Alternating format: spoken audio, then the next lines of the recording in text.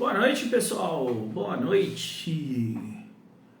Começando mais um Pergunta pro Vagnão, nossa live de oportunidades.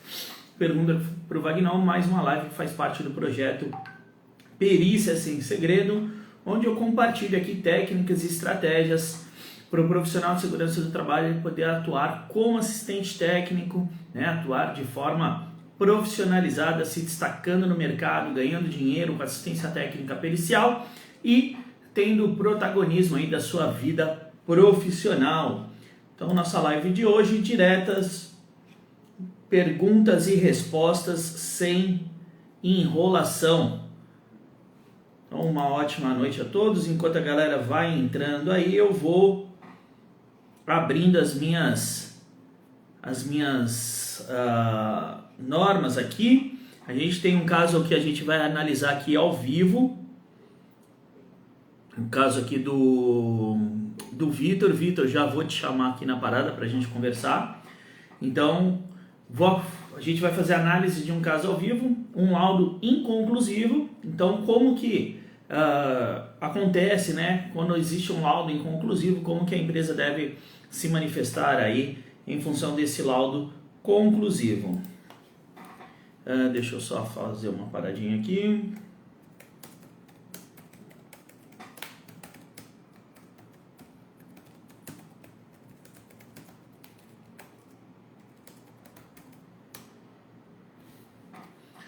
Pronto. E abrindo aqui as nossas normas. Um caso de periculosidade, legal que é um caso diferente, né? Então,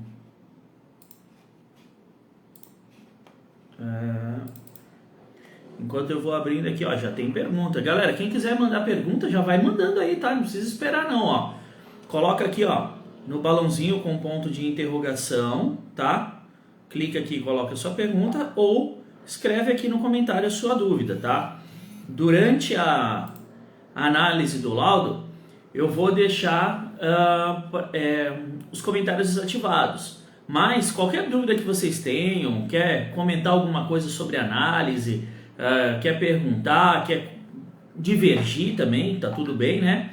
É só colocar aqui, ó, nos comentários, aqui na bolinha aqui com um ponto de interrogação, que aí eu consigo depois ver qual foi o seu comentário ou a sua dúvida sobre a análise que a gente fez, tá bom?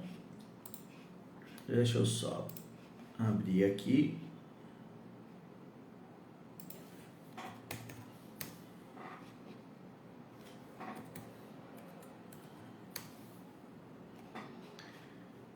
O laudo pericial e já vou chamar aqui o Vitor para a gente bater um papo legal aí sobre esse laudo. Já respondeu o Júnior aqui, ó. Função de vigia caracteriza a periculosidade? Depende, Júnior. Pode ser que sim, pode ser que não, tá? Depois da análise do laudo do Vitor, eu entro a fundo nessa questão para te responder, tá? Porque não é uma resposta tão rápida assim, mas a gente vai responder conforme diz a legislação. Então eu vou chamar o Vitor aqui, a gente vai fazer a análise e aí depois da análise eu respondo já a tua pergunta, tá, Júnior? Que precisa aí de um tempinho para poder explorar as respostas de forma adequada. Deixa eu já chamar o Vitor aqui. Cadê? Vamos lá.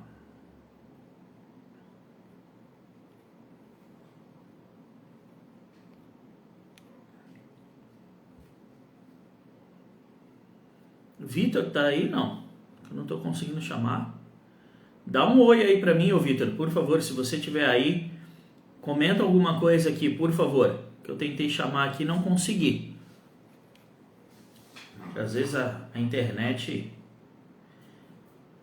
varia, né?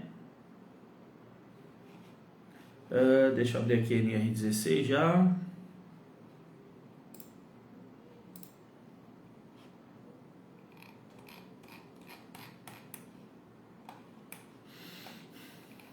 Se você tiver aí, Vitor, dá um oi aqui para mim, escreve aqui no comentário, tô aqui, alguma coisa, para eu poder te chamar, por favor. Ou clica aqui, ó, na câmerazinha para eu poder te chamar.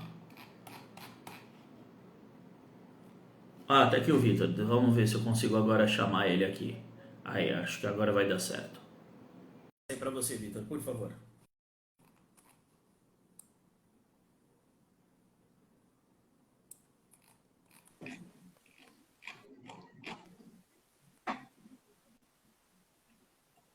Acho que precisa virar a câmera.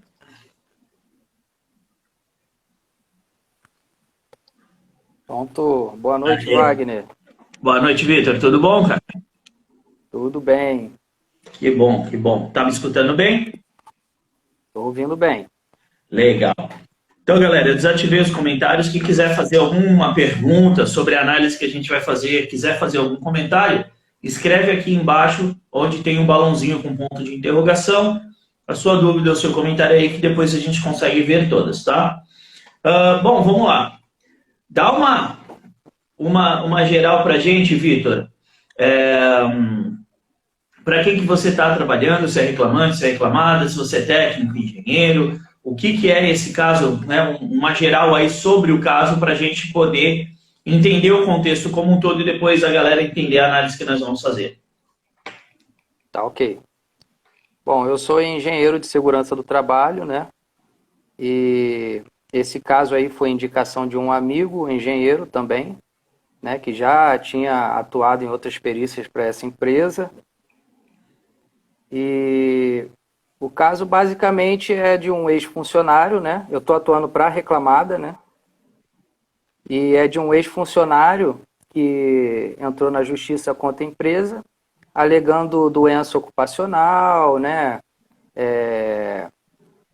Manipulação com inflamáveis. No caso, ele é motorista, né? E a partir do momento que foi identificado lá uma doença ocupacional ou alguma coisa do tipo, ele passou a ser instrutor de motorista, né? Legal. E a partir daí ele alega que ele além de manobrar os caminhões, ele também fazia o abastecimento dos caminhões, né? Então, basicamente, a atuação nossa é em cima da periculosidade por manipulação com inflamáveis, né? Ah, legal. Eu vi aqui um pedido bastante vultuoso, né? Um pedido bastante elevado aí. Sim. Um processo aí de grande valor que chama muita atenção da empresa. Esse tipo de processo as empresas costumam tomar, né, muito cuidado e fazer o maior número de sócios possíveis para reverter, porque é um processo que consegue afetar aí os resultados da empresa de forma bastante significativa, né? Então vamos lá. Além do pedido de periculosidade, tem a questão de danos morais, né? Danos materiais. Danos materiais não, danos morais, né? Entendi. Aí tem a questão de doença ocupacional também, né? Então, ele era motorista de caminhões e em 2014, pelo que eu estou vendo aqui, ele passou a ser instrutor, né? Isso, é. Eu vi aqui que no laudo o perito não comenta nada sobre período prescrito. Prescrito.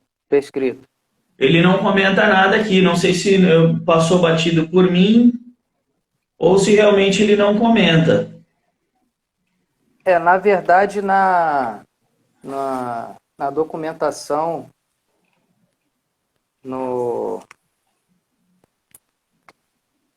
deixa eu só ver aqui, só um minuto. Porque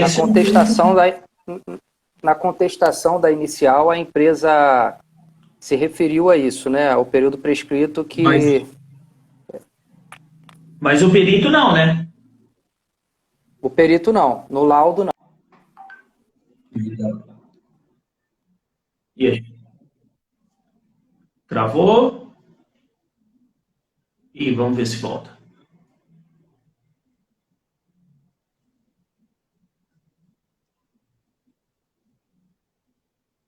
Vamos ver se volta.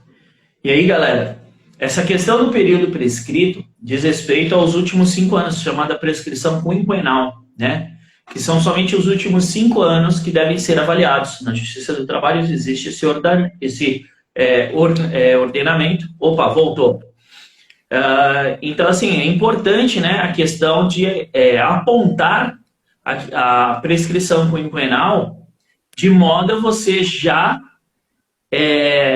limitar o período de caracterização. Eu fiquei um pouco fora aqui, Wagner, que a internet deu uma oscilada aqui. Não, tranquilo. Não cheguei a ouvir o que você falou. Estava comentando para o pessoal, né, que a importância de ficar atento na questão do período quinquenal, que é Eita, tá meio ruim a internet dele. Voltou.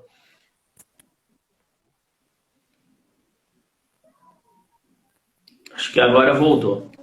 Então, a prescrição quinquenal, que são os últimos 5 anos, né, que é um dispositivo da Justiça do Trabalho, e que é importante porque você limita o período de caracterização. Então, ali o pedido da periculosidade, né, em todo o período, e a pessoa começou a trabalhar em 2014 como instrutor. A internet dele está meio ruim lá.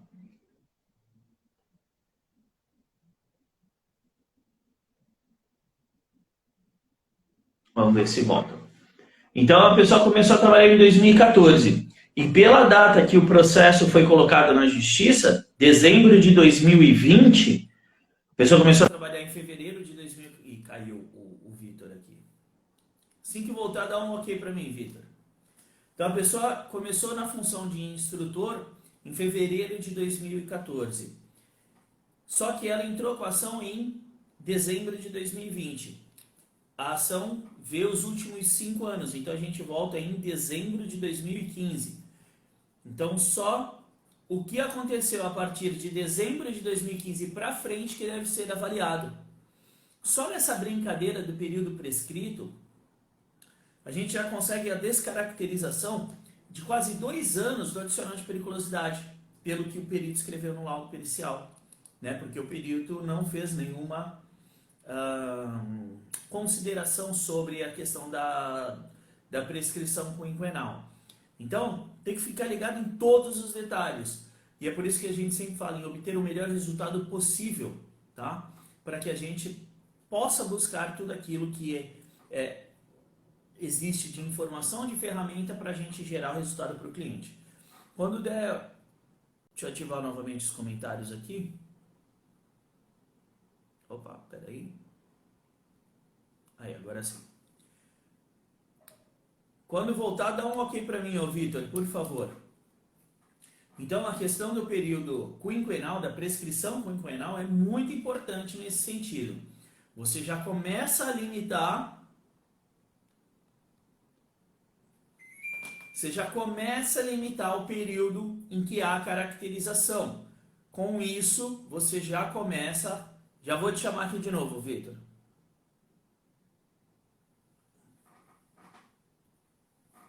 Com isso, você já começa a delimitar os valores que vão ser pagos de indenização e já começa a conseguir resultado para o seu cliente. Tá? Que nem aqui, ó. Só da prescrição são 20 meses. Deixa eu desativar aqui os comentários. Vamos ver se dá certo agora. Opa, acho que agora vai dar certo. Vamos lá. Acho que vai. Então, eu estava comentando da prescrição quinquenal, o Vitor, que é importante apontar isso no teu parecer técnico. Não sei se você já entregou um parecer técnico ou se vai fazer a contestação do laudo só. Mas... Eu vou fazer a contestação do laudo. Tá. Então, na contestação, apontar que o perito não se atentou à prescrição quinquenal, né? Que a avaliação deve ser feita no período de 11/12/2015 em diante, porque o processo foi colocado na Justiça em 11/12/2020. Perfeito. Ele passou para motorista, para instrutor, em fevereiro de 2014.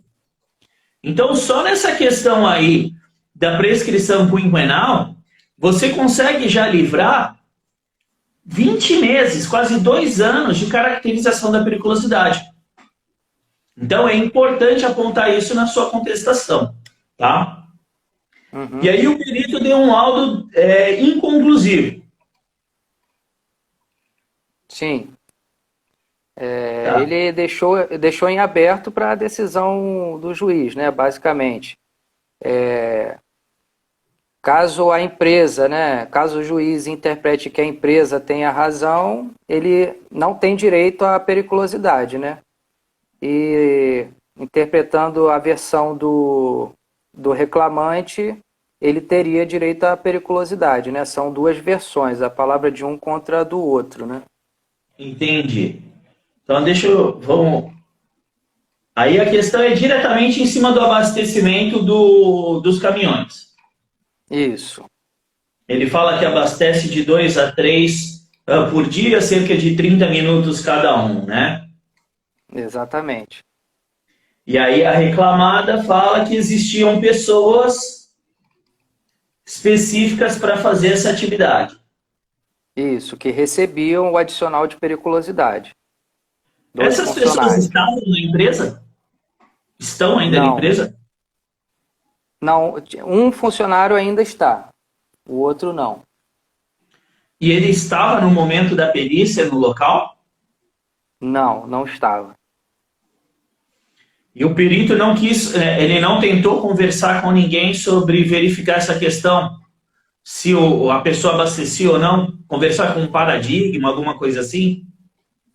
Tinha um funcionário lá que afirmou, no caso, que ele não fazia o abastecimento e que esses dois funcionários que recebiam para fazer o abastecimento, né? Mas esse funcionário, ele estava participando da perícia como alguém representando a empresa ou foi alguém que o perito pegou para conversar e confirmar as informações? Foi alguém que o perito pegou para conversar e confirmar na hora lá. Ele Então, perguntou se tinha alguém da época, né? Porque esse tanque ele não está mais no local, né? Então tinha que ser um funcionário antigo que trabalhava nessa época quando tinha o tanque de combustível, né?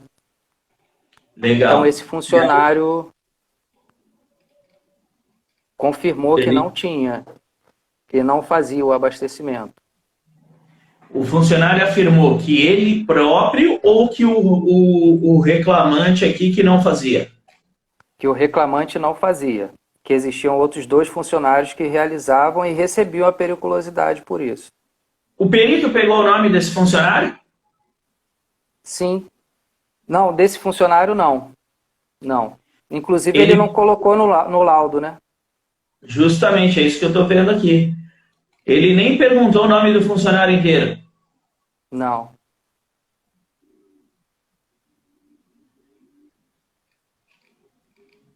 Entendi. Então aí, assim, ó, A gente porque pode colocar esse trecho da conversa, né? Com... exatamente, porque assim, ó, quando a gente tem um laudo inconclusivo, né? Eu vi aqui que o reclamante tem assistente técnico também, né? Então, quando a gente tem um laudo No inconclusivo, caso, esse normalmente assistente técnico do reclamante era médico, se eu não me engano, médico do trabalho, né? tá. É porque Mas ele mesmo alega assim, doença ocupacional também, mas ele participou da perícia, né? participou. Então, assim, ó, as duas partes vão poder se manifestar sobre o laudo pericial, né? Então, Uhum. quando a gente tem um laudo inconclusivo e você está atuando por parte da empresa, o que cabe à empresa fazer para trazer o resultado para o seu lado? Colocar evidências de que o que ela está falando é verdade, tá? Então, a estratégia é essa. E a questão do período prescrito, que aí a gente já livra 2 anos. Então, período prescrito 2 anos e evidências para conseguir livrar o resto do período. Então, um ponto muito relevante é isso, que o perito conversou com um paradigma e ele não colocou no laudo pericial a informação dada por essa pessoa. Então, assim, ó, Perfeito. primeiro ponto da sua contestação é falar sobre a entrevista que o perito fez com o paradigma. Que o perito não colocou as informações no laudo pericial, Mas é muito importante, Vitor, você pegar o nome, sobrenome, função dessa pessoa, quanto tempo que ela trabalha na empresa, a informação completa e específica. Quanto mais específico, mais credibilidade tem a informação. Então, já colocar que o perito conversou com o fulano de tal, que o fulano de tal falou tal coisa, e que o perito não levou essas informações em consideração na conclusão do laudo pericial, visto que deu um laudo inconclusivo. E que, conforme a versão daquela pessoa, o reclamante jamais abasteceu o caminhão. Então, esse é o segundo ponto de estratégia. Terceiro ponto. Você tem duas pessoas que abasteciam o caminhão. Certo? Certo. Tem algum registro de que essas pessoas abasteciam o caminhão? Não sei te informar, Wagner. Não Porque sei. normalmente... Provavelmente não. Não? Aí complica um pouco. Provavelmente não. Porque assim, ó, muitas vezes as empresas têm ali uma planilha ali que o cara preenche com o valor inicial, porque tinha uma bomba de abastecimento, né? Essa bomba normalmente acoplada ao tanque ali, e normalmente tem lá o valor inicial do orímetro da bomba e o valor final. Ou o quilômetro, né, registrado no caminhão, e a marca do caminhão, o motorista, a hora que abasteceu. É importante ver se a empresa tem algum tipo de controle nesse sentido, com o nome dessas pessoas. Porque um outro ponto que ele não levou em consideração, né? Ele falou, olha, a empresa disse que tinha duas pessoas que recebiam periculosidade e o reclamante disse que ele que fazia. Foi questionado para o reclamante durante a perícia, Vitor, se existiam essas duas pessoas, como é que ele fazia a atividade se existiam duas pessoas. Isso foi levantado durante a perícia? Sim, foi levantado, sim. E o que ele falou? Ele falou que mesmo assim ele fazia, eventualmente, mas fazia. Não era sempre, mas fazia. Então, mas ele fazia em que situação? Porque se os caras estavam lá para fazer, ele não ia tirar a bomba da mão do cara para pegar e fazer, né? Sim, sim. Ele citou alguma coisa? Ah, era no horário de almoço? Não, alguma não. coisa nesse sentido? Ele não especificou as vezes que ele fazia, né? Porque o perito coloca aqui que ele cita que fez 2 a 3 vezes por dia, por 30 minutos cada vez que fez. Aham. Então, assim, ó, como que aqui, ó, o autor afirmou que diariamente tinha que abastecer em média 2 e 3 caminhões e que cada abastecimento demorava em média 30 minutos. E que abastecia para não tirar a manutenção do serviço. Aí não ficou claro essa questão. O que seria isso para não tirar a manutenção do serviço? Provavelmente essas duas pessoas eram da manutenção, né? Ok. Então, todos os dias acontecia das pessoas não poderem sair da manutenção. Isso, aí ele alega que fazia eventualmente o abastecimento, né? Então, vamos lá. A questão do eventualmente a gente vai daqui a pouco, né? Então, acho que assim, ó, a terceira estratégia importante é essa. Encontrar algum registro de que essas pessoas faziam o abastecimento. Então, uma planilha de campo ali que tenha registrado, tá? De preferência com o nome da pessoa. Se não tem da época e tem hoje em dia, coloca de hoje em dia. Fala, olha, conforme a planilha existente, as pessoas registravam ali, tá, não sei o quê. E é uma forma de você demonstrar que a empresa fazia o controle. O ideal... A ordem de serviço, com o detalhamento da função desses dois funcionários, né, incluindo o abastecimento, também poderia ajudar? Sim, com certeza. Com certeza. porque né? a minha ideia foi atacar nesse sentido, né, de documentação. Né? No caso, a ordem de serviço, o PPP dele, o PPRA da empresa, com a função dele, não consta isso no detalhamento das atribuições dele, né? Então, mas isso acaba sendo frágil, porque muitas vezes o que está escrito lá no PPRA, na ordem de serviço, é uma coisa e a pessoa faz outra. Não é porque está escrito que ela faz aquilo que ela realmente faz. Então acaba sendo um pouco frágil. É meio que a empresa falar que não fazia e ele falar que fazia. É a versão de um contra outro. Agora, se você tem uma ordem de serviço de outra função, especificando que aquele funcionário é responsável por fazer o abastecimento, você demonstra, você prova que existiam pessoas específicas para fazer o abastecimento. Então não faz sentido o reclamante fazer o abastecimento aí de 2 a 3 vezes por dia, por 30 minutos cada abastecimento. Quer dizer, todos os dias, nenhum dos dois podia sair ali por meia hora, 1 hora do setor de manutenção. É bastante duvidoso essa questão. Como é que você comprova que isso não era verdade?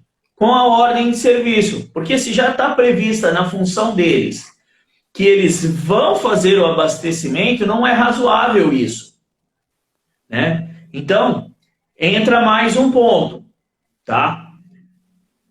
Primeiro, verificar se existia algum controle na hora que fazia o abastecimento, que eles preenchiam alguma ficha, alguma planilha, alguma coisa com o nome deles.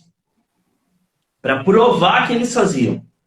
Segundo, ordem de serviço demonstrando que aquele fulano e aquele ciclano eram responsáveis e que o reclamante não tinha essa atribuição, que o reclamante não realizava essas atividades.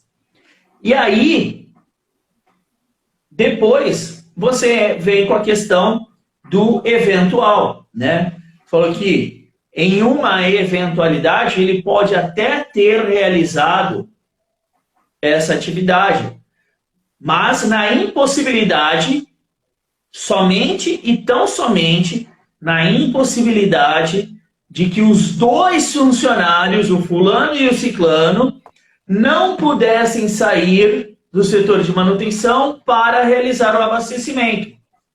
E tentar especificar, Vitor, em qual condição isso aconteceria. Qual condição que o abastecedor 1 e 2 não poderiam sair, nenhum dos dois, da área de manutenção para ir abastecer um caminhão? Acredito eu que apenas numa situação de urgência ou emergência. Caso contrário, um dos dois poderia sair. Normalmente é assim que funciona, e é justamente por isso que se tem dois. Né? Quando um não pode, vai o outro. Então, explicar isso tudo detalhadamente. Tá? De que a única situação em que nenhum dos dois poderia sair seria numa situação de emergência, urgência, tentar levantar essa informação junto à empresa e explicar qual seria essa situação.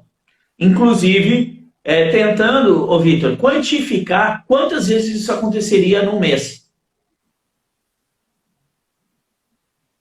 E apresentar a súmula 364, que fala que a exposição, quando ela acontece de forma eventual, considerado ao fortuito, ou seja, um evento inesperado, como uma emergência ou urgência em que os dois não poderiam sair da área de manutenção, a exposição não se caracteriza como periculosa.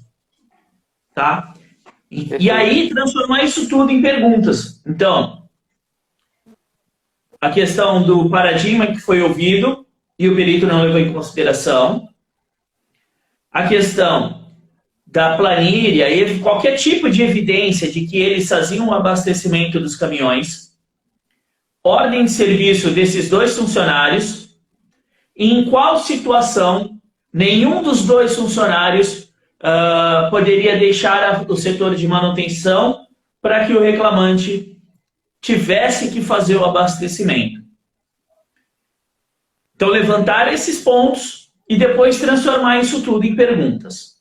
Então, por que que o perito não levou em consideração a entrevista realizada com o fulano de tal? Se o fulano de tal afirmou para o perito que ele nunca viu o reclamante fazendo atividade,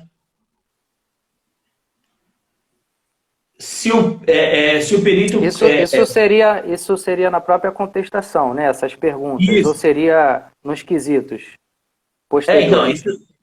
Então, esses são os quesitos complementares, que você vai colocar na própria contestação, depois de escrever o texto. Escreveu todo o texto, coloca todos esses pontos, depois quesitos complementares. Aí você entra com todas essas perguntas. Tem vários exemplos desse tipo de contestação, Vitor, lá no curso Expert em Impugnação, que você tem acesso, tá? Você pode pegar um daqueles modelinhos lá, são todos editáveis.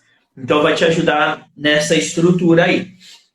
Uhum. E aí você vai transformar tudo em pergunta, né? Se o perito confirma que aquela planilha ali de controle está em nome das pessoas que faziam o abastecimento como informado pela empresa, né? Se o perito verificou quantas vezes aquela situação de emergência ou urgência lá aconteceu para que os dois abastecedores não pudessem sair do setor de manutenção para o reclamante fazer o abastecimento. Por que que o perito não levou essas informações em consideração na hora de elaborar o laudo pericial? Então você vai transformar os seus argumentos em perguntas. Para quê? Para poder direcionar as respostas de acordo com aquilo que você alegou. E para que o perito entenda que o laudo dele está sendo efetivamente contestado. Porque o Código do Processo Civil fala... Deixa eu abrir ele aqui. Peraí, aqui. O Código do Processo Civil fala que o perito ele tem que responder às controvérsias apresentadas. Se você não transforma os argumentos que você colocou em perguntas, ele pode entender que aquilo não é uma controvérsia, que aquilo não é algo que contradiz o que ele disse. Então ele não precisa esclarecer nada. Isso já aconteceu comigo, inclusive. Então, transforma os argumentos em perguntas. Estou aqui no artigo 4. É porque realmente se a gente continua com a contestação da inicial feita pelo advogado, a gente vai estar só reafirmando o que o advogado fez. Exatamente. Né? E a contestação que gera resultados, né, sobre o laudo pericial é a contestação técnica, onde você vai levar elementos técnicos, né, como, por exemplo, a questão da urgência para que os dois funcionários não possam deixar a manutenção. É uma situação bastante técnica isso. Por quê? Porque é uma situação muito específica, né? Você vai levar a questão teórica, né, da entrevista que foi feita com a pessoa que o perito não levou em consideração, documentos em poder da reclamada que o perito não solicitou. Então você já inclui a questão legal também. Quando você junta as três, isso dá força, tá?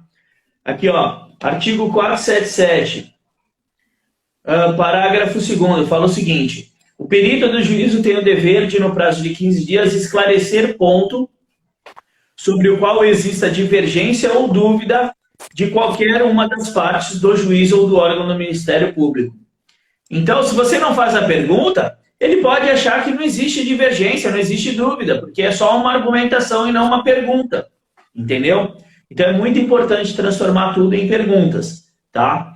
E questionar o porquê que ele não levou isso tudo em consideração para poder caracterizar ou seja, quer dizer, para poder descaracterizar a periculosidade nas atividades. Porque, para mim, fica bastante claro esse tipo de caso em que a pessoa podia até mesmo realizar uma vez ou outra, pode ser que ela tivesse tido a necessidade ali de realizar algum abastecimento ou iniciar um abastecimento porque o abastecedor não estava no local. Mas todos os dias, 2 a 3 carretas por 30 minutos, isso não é sensato, né? Deixa eu fazer uma pergunta. Ele era motorista e instrutor, certo? Sim, a partir de 2014. fevereiro de 2014, ele passou a ser instrutor.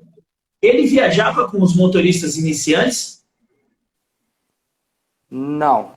Pelo menos na descrição das atividades dele, não. E nem afirmou isso na perícia, né? Ele não ficava fora. Não, ele só informou que quando precisava, ele resgatava alguns motoristas que tinham algum problema no caminhão. Então isso provavelmente era em estradas, era fora da localidade. Aí, você está no Paraná, né? Isso, Era fora da localidade isso. Sim. Como é que ele abastecia todos os dias se não era todos os dias que ele estava na base? Pois é. É um ponto... Mais um ponto para questionar sobre o depoimento do reclamante. De que ele afirma que abastecia todos os dias, mas afirma que, por vezes, estava fora da base para fazer resgate de outros motoristas, que ele não permanecia na base o tempo todo. E se ele era instrutor, ele provavelmente dava treinamentos, né? Sim, fazia testes. Aí entra um outro ponto interessante, Vitor. Me ocorreu agora isso. De quanto tempo eram os treinamentos que ele dava? Não foi informado. Por quê? Deve ter uma lista de presença esse treinamento, né? E deve ter o horário de início e de término do treinamento. Uhum. Então, se ele, como instrutor, ele tinha que treinar os motoristas, e provavelmente eram treinamentos extensos, normalmente são treinamentos de mais de um dia. Se ele tinha que realizar o resgate, se ele tinha que manobrar carretas, como é que sobrava tempo para todos os dias ele passar de 30 a 90 minutos fazendo o abastecimento das carretas? Perfeito. E aí tentar buscar na empresa, Vitor, lista de presença de treinamento, registros, né, de treinamentos dados pelo reclamante com a carga horária. Pode até ser mesmo o diploma que os motoristas recebem. A empresa às vezes fica com uma cópia ali dos diplomas e tal. Pode ser até mesmo esse diploma que contém a carga horária. Como é que a pessoa está no pátio fazendo o abastecimento se ela dá um treinamento de 8 horas, 16 horas? Como é que diariamente ela pode fazer isso? Então, mais um ponto de o quê? Evidência. Você só consegue demover o laudo do perito, né? Demover o juiz de seguir o laudo pericial quando você mostra fatos que realmente comprove que aquilo que você está falando é verdade, né? Então, isso tudo... Sim. E que não foram nem questionados durante a perícia, né? Então, eram pontos importantes que na perícia, se isso fosse questionado, provavelmente o perito já teria dado um laudo desfavorável ao reclamante.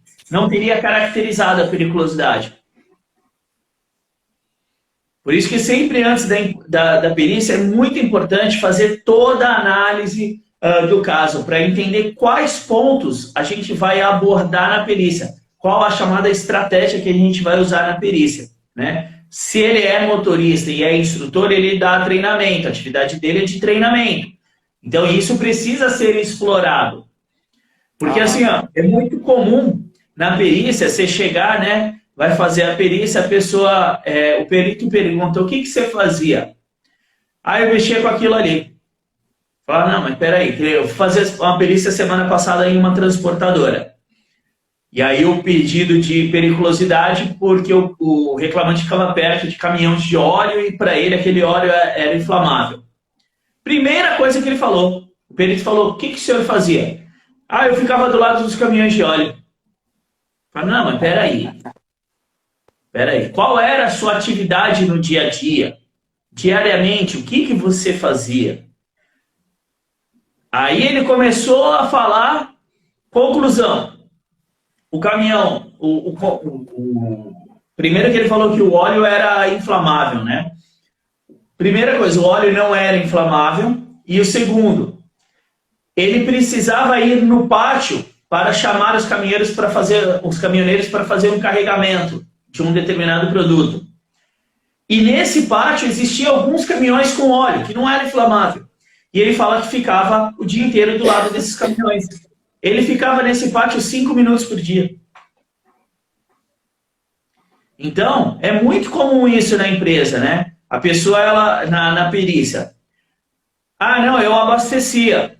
Tá, mas o que você fazia diariamente? Qual era a sua atividade no dia normal? Ah, dava treinamento. Quanto tempo de treinamento? Quantas turmas? Qual a carga horária? Como é que... Entendeu? Isso tudo é muito importante ser mapeado no estudo do caso, o que a pessoa fazia de fato para ser comprovado na perícia e entender a controvérsia que existe no caso. Né? E a inicial traz tudo isso para a gente. Né? Então, quando a gente vê a inicial, o cara fala, eu abasteci o dia inteiro. Ah, o que ele fazia? Era motorista instrutor. O que o motorista instrutor faz? Dá treinamento, socorre caminhões, manobra no pátio. Fala, pô, se o cara faz isso tudo, como é que ele fazia isso daqui? A controvérsia está aí. Então eu vou explorar isso tudo aqui para dizer que isso daqui estava errado. Né? Então é sempre importante fazer esse mapeamento antes da perícia, fazer essa preparação. Tá? E agora, levanta as evidências, monta a contestação e tá o pau. Perfeito. Já clareou bastante. Legal, show de bola, cara. E dá uma olhada lá no Expert em Impugnação, porque lá tem várias impugnações feitas em Word que você pode editar à vontade e já vai te dar a estrutura que você precisa para montar a sua contestação. Tá ótimo. Tá bom. Show de bola. Mais alguma coisa? Não, por enquanto é só isso. Tá ótimo. Legal. Qualquer coisa, dá um toque lá no nosso grupo, cara. Obrigado por compartilhar Falou, com a gente. Wagner. Eu que agradeço. Valeu, Tchau. abraço. Acho que você tem que apertar um xizinho em algum lugar aqui. Aí. É um caso muito comum esse tipo de situação, né? Deixa eu ativar novamente os comentários aqui. Quem quiser fazer pergunta, galera, manda aí as perguntas, vai mandando as dúvidas, comentários sobre a análise que a gente fez. Manda aí que a gente já vai tratando aqui, tá? Mas é muito comum esse tipo de situação, né? Começa a perícia, a pessoa fala só o que interessa. Ao invés de falar tudo o que fazia de verdade, de fato, né? Então, como é que a pessoa pode passar 1h30 num dia fazendo abastecimento do caminhão se existiam 2 abastecedores e ele estava ele tinha que estar empenhado no treinamento dos motoristas.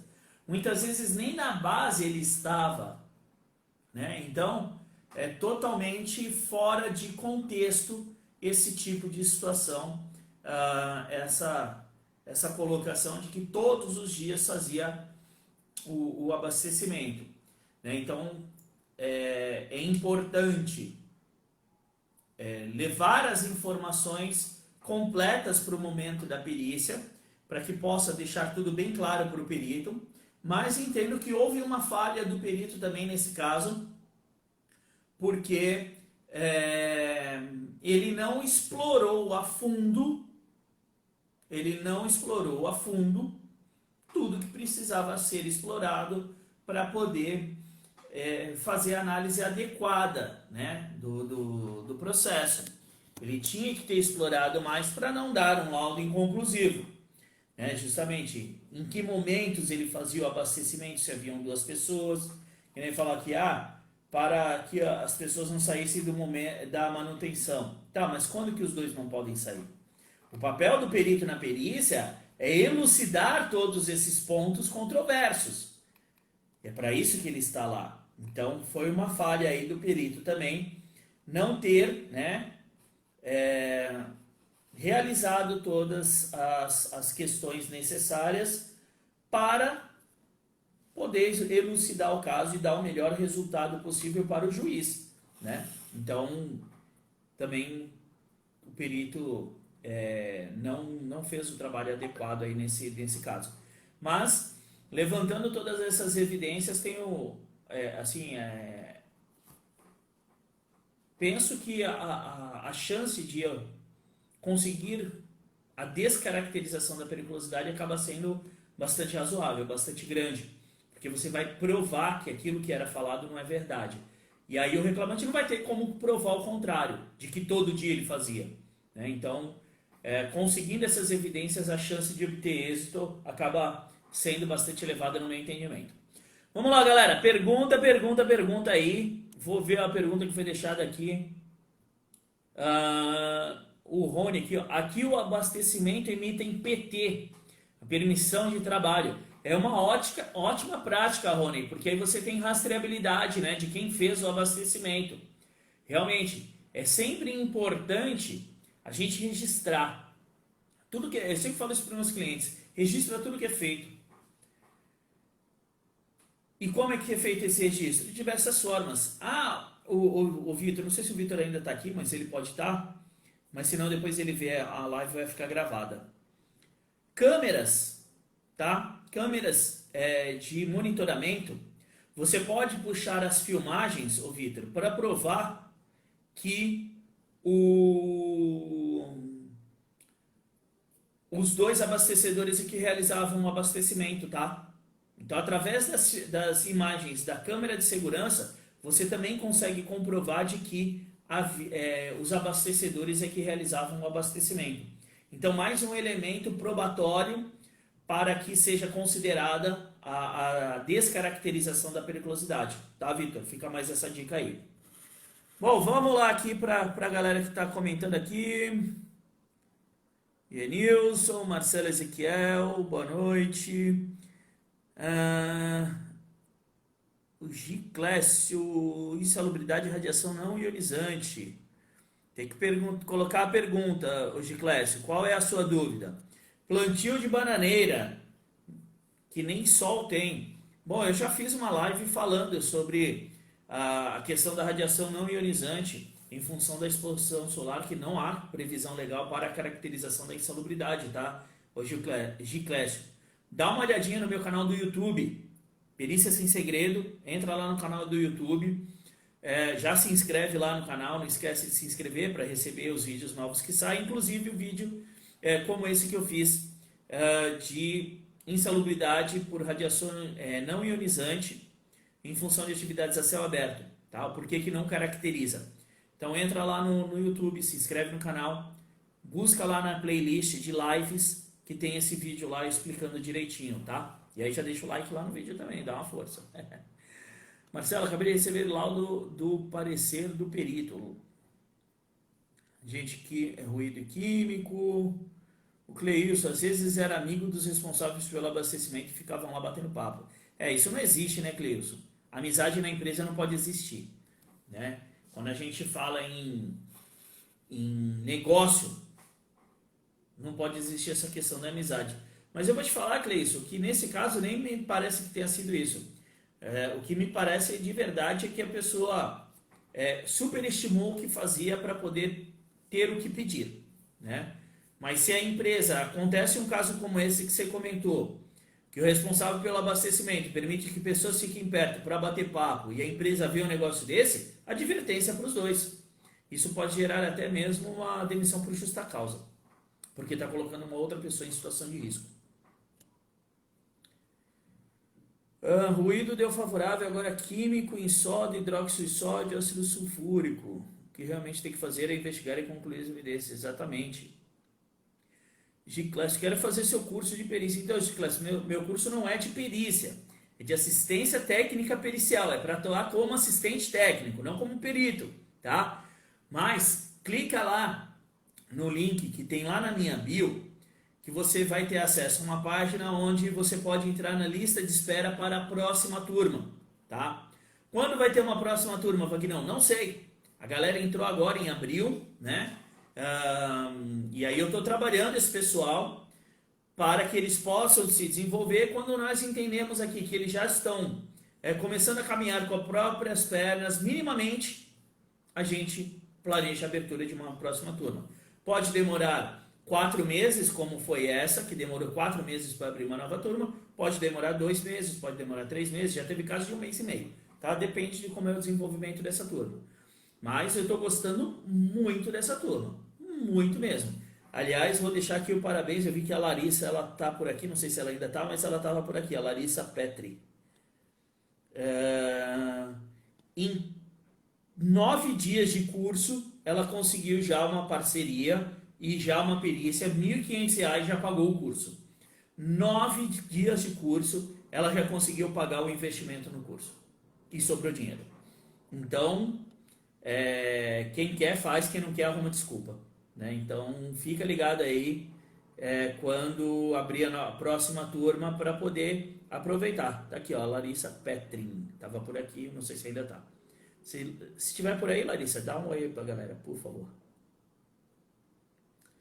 Aqui o Marcelo Ezequiel. Durante a perícia não foi demonstrado como o funcionário fazia isso, somente confirmação de paradigma. Não entendi, Marcelo. Não entendi. Ruído deu favorável, agora químico em soda. Não consegui entender o contexto, Marcelo. O Alan, análise preliminar de risco, se tiver algum documento, acredito que ajuda. Também ajuda, Alan. Se tiver nominal, se a PR, né, tiver com o nome das pessoas, porque aí sim acaba se tornando uma evidência. Caso contrário, se for uma análise que não tem nome das pessoas envolvidas, é só uma análise da atividade como um todo, aí não gera grande evidência, uma evidência que seja realmente forte, tá? Então precisa a evidência precisa ser muito eficaz, né? Ela tem que ser, como a gente costuma dizer, inequívoca, né? Não gerar nenhum tipo de dúvidas, tá? O Caio, troca de gás de empilhadeira gera periculosidade? Caio, pode gerar periculosidade, tá, Caio? Tem uma live que eu também falo sobre isso, sobre a troca de cilindros de empilhadeira, tá? Tá lá no portal do Expert em Perícia para os alunos, na parte de live, e tá lá no meu canal do YouTube também, ok? É só acessar o canal do YouTube, se inscreve no canal, na parte de lives, como avaliar a periculosidade para a troca dos cilindros de gás de GLP das empilhadeiras. Tá? Pode haver a caracterização ou não, vai depender como a troca ela é realizada. Assiste o vídeo que você vai entender detalhadamente essa questão, tá bom, Caio? O Daniel, pega depoimento dos caminhoneiros que sempre estavam por lá. Ótima ideia, Daniel, ótima ideia. Marcelo Ezequiel, sobre Expert em Impugnação, como consigo sendo da turma antiga? Marcelo, o Expert em Impugnação agora ele só é ofertado como bônus para as turmas novas. Se você fizer a sua renovação de acesso ao Expert em Perícia, você tem acesso ao Expert em Impugnação, tá? As turmas antigas a gente não ofertava esse bônus porque eu vendia o Expert em Impugnação. Aliás, o valor só do Expert em Impugnação era de R$ 597. A perícia foi dia 13. Sobre os químicos expostos, ele deu favorável.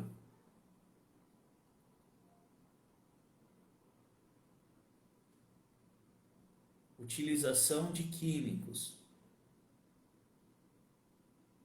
Então fica difícil de entender assim, Marcelo. Fica muito cortado, né? Utilização de químicos numa estação de tratamento de água. Né? O perito deu como favorável aqui, pelo jeito, a insalubridade. Estou imaginando isso. Né? Tem que entender como acontecia essa exposição. Primeiro ponto, como que acontecia a exposição? O que o perito justificou para caracterizar a insalubridade? Qual foi a justificativa do perito para caracterizar a insalubridade? Existe previsão legal, né, para a caracterização? Por exemplo, ácido sulfúrico. Ácido sulfúrico está lá no anexo 13 da NR15. Mas o que está escrito lá? Aqui, ó. Ele está na parte de operações diversas.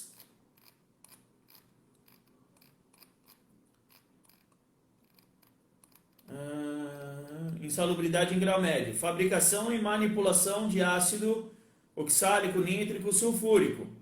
Ok? Mas você pode gerar proteção adequada para o trabalhador. Qual a proteção adequada? Roupas impermeáveis e um respirador contra gases ácidos. Se tem a proteção adequada, não há o que se falar em insalubridade. Primeira coisa, não tem como ele manipular ácido sulfúrico sem proteção. Porque ele fica sem a pele, queima tudo, até o osso. Então esse já é um ponto. Não tem como manipular ácido sulfúrico sem equipamentos impermeáveis. Ok? Segundo ponto. Como que era feito o manuseio do ácido sulfúrico? Ele manuseava bombonas, ele manuseava tubulações, válvulas, a dosagem. Quanto ácido era utilizado? Precisa entender tudo isso para você poder contradizer o laudo pericial. O perito emitiu o parecer 2 dias da perícia. O meu foi enviado o que pode ocorrer. Não tem nada que vai ocorrer, nada de diferente. Vai fazer a contestação normalmente, não muda nada, tá? A estratégia de enviar antes é que você sai na frente. Então sempre tem que conversar com o perito quando que o perito vai emitir o laudo pericial, tá? Então tem que entender, Marcelo, por que o perito caracterizou, se existe previsão legal para a caracterização que ele fez e qual a proteção ofertada para você poder contestar aquilo que foi falado. Ok? Cargo de vigia. Caracteriza a periculosidade. Era vigia diurno de uma unidade de saúde mental. Não, Júnior, não caracteriza. Tá? O que caracteriza, o que é? Atividades e operações perigosas com exposição a roubos e outra espécie de violência física na atividade profissional de segurança pessoal ou patrimonial. Então, são considerados profissionais de segurança pessoal ou patrimonial os trabalhadores que atendem uma das seguintes condições: empregado de empresa prestadora de serviço na atividade de segurança privada ou que integre um serviço de segurança privada do município ou do estado ou da federação, sendo essas entidades devidamente registradas e autorizadas pelo Ministério da Justiça. Tá? Então, se a empresa ela se caracteriza como uma empresa de segurança pessoal, patrimonial, sim, pode haver a caracterização, tá? Que aí tem aqui o quadro de atividades. Tá aqui, vigilância patrimonial, segurança patrimonial pessoal na preservação do patrimônio em estabelecimento público ou privado e da incolumidade física das pessoas. Tá? Então, tem que tomar cuidado, não é porque tem o cargo de vigia que caracteriza a periculosidade, tá, gente? Deixa eu ver uma coisa aqui.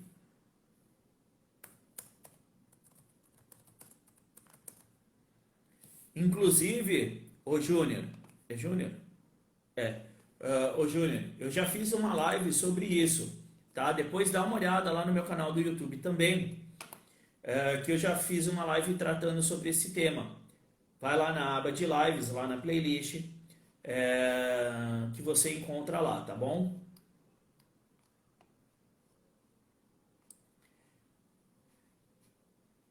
Aqui, ó, a jurisprudência que existe nesse caso é o seguinte: as profissões de vigia e vigilante, apesar de serem parecidas, elas têm prerrogativas diferentes, tá? Existe uma lei que regula a profissão de vigilante, enquanto a profissão de vigia não há regulamentação específica.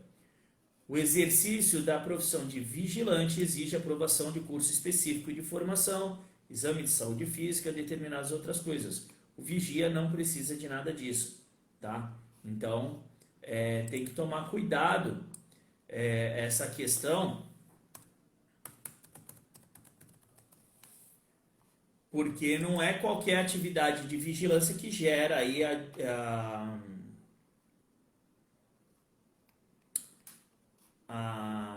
o pagamento do adicional de periculosidade. Inclusive já tem decisão do TST, tá?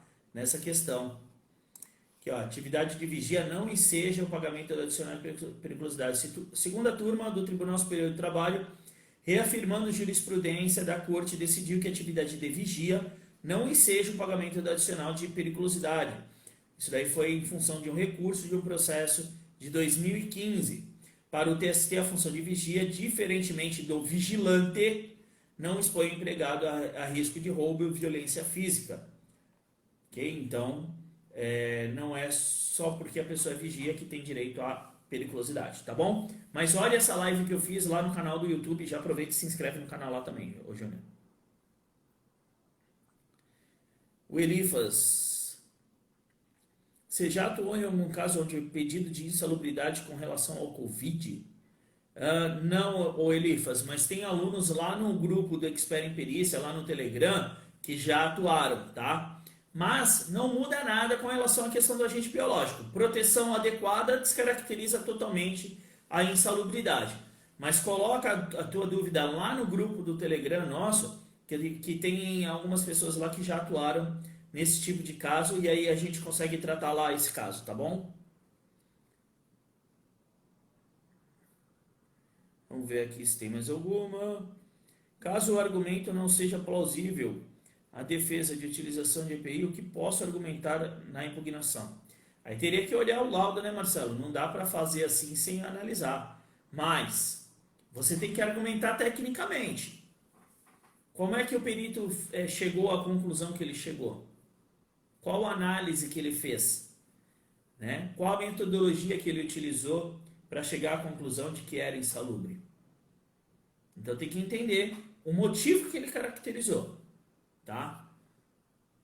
Ver se existe previsão legal e qual o método que ele utilizou para isso, para que você possa tecnicamente descaracterizar. Com poucas informações assim não tem como fazer análise. Bom, galera, é isso. Se a gente não tem mais perguntas, vou ficando por aqui.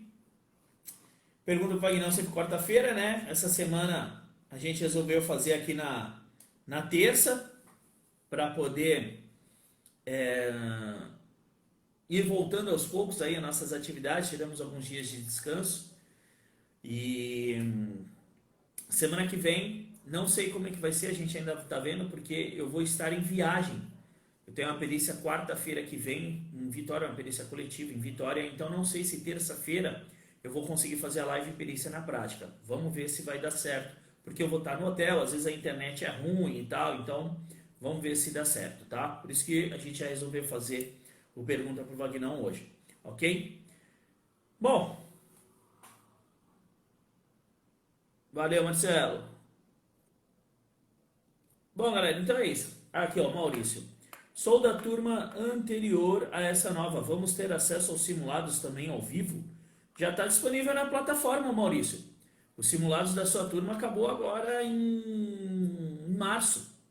Tá tudo disponível lá na plataforma, tá? Se você quiser fazer o simulado com a turma nova, também pode fazer, não tem problema nenhum, tá bom? Se você já quiser ver o anterior, que foi, tá lá na sua plataforma. Se você quiser fazer com a nova, é só ficar ligado de quando a gente vai lançar as datas para você acessar a sala e participar normalmente, tá bom? A gente sempre coloca lá no grupo do Telegram.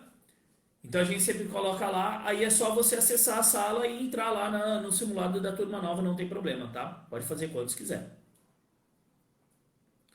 Genilson, eu não vi o aviso dessa live do Telegram, eu não coloco lá mesmo, Genilson.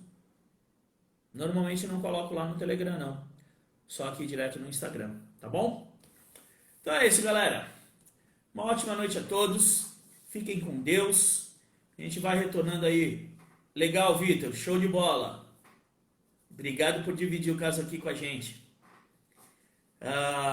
Para quem não participou inteiro do Pergunta para o Vagnão, a gente fez uma análise ao vivo do caso do Vitor, onde a gente trabalhou periculosidade por inflamáveis, né? Além disso, teve várias outras questões aqui de periculosidade, insalubridade, que foram tratadas aqui. A última aqui do Rony, trabalho com descarte de tubulação de plataforma com norme, que são materiais com resíduo de radioatividade natural. Precisa ter mais detalhes, Rony, para poder dar algum parecer. Tá? Só com poucas informações assim não tem como fazer qualquer tipo de avaliação. Seria leviano da minha parte falar alguma coisa com poucas informações. Se você quiser na próxima semana, quando tiver a pergunta do Vagnão, entrar ao vivo aqui comigo e dar detalhes para a gente analisar o caso, vai ser muito legal, tá bom? Então, quem quiser ver essa análise que a gente fez, é só ir lá no meu feed, assistir lá no feed que vai estar disponível lá. E foi uma análise bem legal, onde a gente conseguiu definir várias estratégias para a contestação do laudo pericial para a descaracterização da periculosidade, ok? Então, Rony, não vou nem comentar, cara, porque eu não tenho informações, não tem como eu falar se tem ou se não tem, tá? Como eu te falei, se você quiser entrar ao vivo para dar mais informações detalhadas sobre a atividade, a gente consegue fazer uma análise. Agora, assim, com poucas informações espaçadas, não tem como, tá bom?